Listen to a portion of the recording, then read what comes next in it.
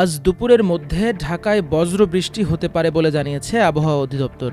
সেই সঙ্গে ঢাকার আকাশ আজ অস্থায়ীভাবে মেঘলা থাকতে পারে। মঙ্গলবার সকাল ৭টা থেকে পরবর্তী ৬ ঘন্টার জন্য ঢাকা ও এর পার্শ্ববর্তী এলাকার জন্য দেয়া পূর্বাভাসে এ তথ্য জানানো হয়। পূর্বাভাসে বলা হয়, ঢাকার আকাশ আজ আংশিক মেঘলা হতে অস্থায়ীভাবে মেঘলা থাকতে পারে। সেই সঙ্গে হতে পারে হালকা বৃষ্টি।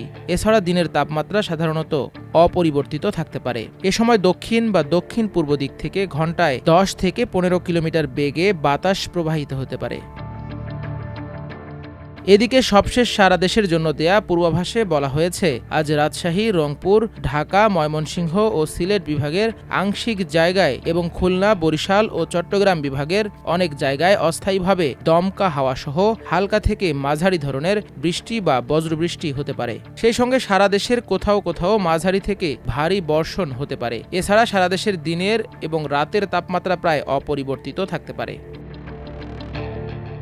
এর আগে গতকালের সর্বনিম্ন তাপমাত্রা ছিল ২৫.৪ ডিগ্রি সেলসিয়াস। এ সময় বাতাসের আর্দ্রতার পরিমাণ ছিল ৯৩%। গতকালের সর্বোচ্চ তাপমাত্রা ছিল ৩২.৫ ডিগ্রি সেলসিয়াস।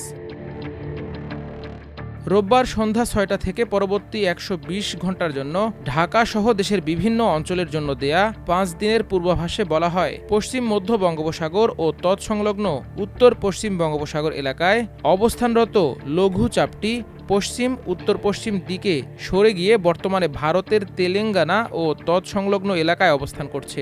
মৌসুমী বায়ুর অক্ষের বর্ধিতাংশ রাজস্থান, হরিয়ানা, উত্তরপ্রদেশ, মধ্যপ্রদেশ, বিহার, পশ্চিমবঙ্গ ও বাংলাদেশের দক্ষিণাঞ্চল হয়ে আসাম পর্যন্ত বিস্তৃত রয়েছে। মৌসুমী বায়ু বাংলাদেশের ওপর সক্রিয় ও উত্তর বঙ্গোপসাগরে মাঝারি অবস্থায় রয়েছে। এছাড়াও বলা হয়, সোমবার সন্ধ্যা ৬টা থেকে পরবর্তী ২৪ ঘন্টায় রংপুর, রাজশাহী, ময়মনসিংহ, ঢাকা, খুলনা, বরিশাল, চট্টগ্রাম ও সিলেট বিভাগের আংশিক জায়গায় হালকা থেকে মাঝারি ধরনের বৃষ্টি বা বজ্রবৃষ্টি হতে পারে। সেই সঙ্গে দেশের কোথাও কোথাও মাঝারি ধরনের ভারী থেকে অতি ভারী বর্ষণও হতে পারে।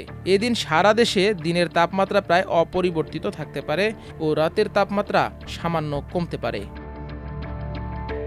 মাল্টিমিডিয়া ডেস্ক, আমার দেশ।